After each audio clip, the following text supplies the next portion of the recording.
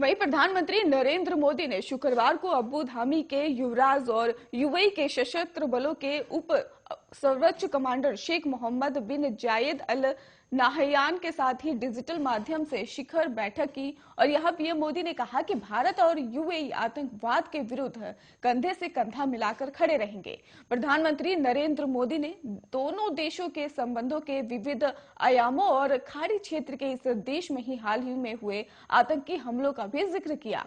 उन्होंने कहा कि हम हाल में यूएई में ही हुए आतंकी हमलों की कड़ी निंदा करते हैं। भारत और यूएई आतंकवाद के विरुद्ध कंधे से कंधा मिलाकर खड़े रहेंगे और प्रधानमंत्री ने संयुक्त अरब अमीरात द्वारा जम्मू कश्मीर में निवेश में रुचि दिखाने की सराहना की। उन्होंने कहा कि पिछले महीने जम्मू कश्मीर के उपराज्यपाल की सफल यूएई यात्रा के बाद अमीरात की कई कंपनियों ने ही जम्मू कश्मीर में निवेश करने में रुचि दिखाई है। वे यूएई द्वारा जम्मू कश्मीर में लॉजिस्टिक और स्वास्थ्य सेवा और आतिथ्य समेत सभी क्षेत्रों में निवेश का स्वागत करते हैं और यूएई ने ही कारोबारी संबंधों को प्रांगण बनाने के लिए ही शुक्रवार को समग्र आर्थिक गठजोड़ समझौता पर हस्ताक्षर किए और आपसी सहयोग बढ़ाने के लिए भविष्य का खाका पेश किया।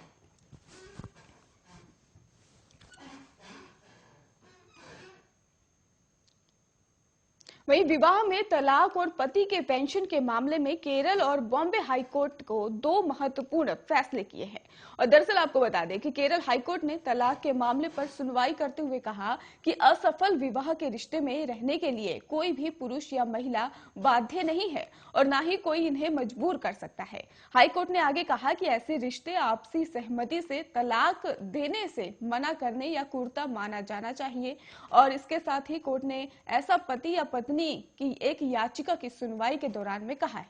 इस याचिका में पत्नी ने ही कुर्ता का ही हवाला देते हुए पति को तलाक देने के कोर्ट के फैसले को ही चुनौती दी थी। याचिका की सुनवाई पर ही रहे जज जस्टिस ए मोहम्मद मुश्ताक ने अपने फैसले में ही कहा कि अगर सारी कोशिशों के बाद भी शादी का रिश्ता असफल होता है तो ऐसे में किसी एक का तलाक देने से इनकार करना कुर्ता के अलावा कुछ नहीं है। जज मुस्तान ने खंडपीठ के आगे कहा कि अगर शादी के रिश्ते में रह रहे दो पुरुष और महिला के बीच ही अनबन होती है तो फिर सिलसिला अगर ये जारी रहता है, आगे सुधार की गुंजाइश नहीं होती है तो दोनों में से कोई भी किसी एक को ही इस कानूनी बंधन में बने रहने की मजबूर नहीं कर सकता है।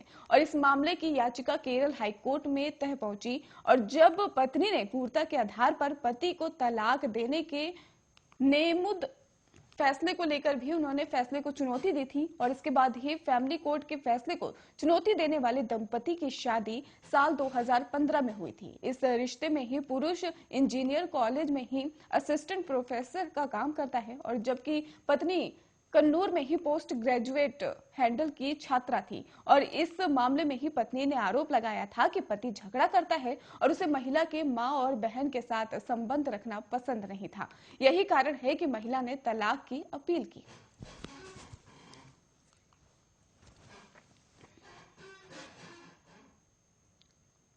मणिपुर में विधानसभा चुनाव होने वाले हैं जिसे सभी पार्टियां प्रचार प्रसार में लगी हुई हैं। इसी क्रम में ही कल यानी आज को ही केंद्रीय मंत्री स्मृति ईरानी ने ही इंसाफ के लिए बीजेपी के लिए चुनाव प्रचार किया। और आपको ये भी बता दें कि प्रचार के दौरान स्मृति ईरानी ने एक कार्यक्रम में पारंपरिक डांस में भी हिस्सा लिया। स्मृति ने यहां की जनता से बीजेपी को वोट देने की अपील करते हुए कहा कि मणिपुर ने ही पिछले 5 साल में बड़ा परिवर्तन देखा है। उन्होंने कहा कि इस राज्य ने पिछले 5 साल के दौरान ही स्थिरता से विकास की बड़ी छलांग लगाई है।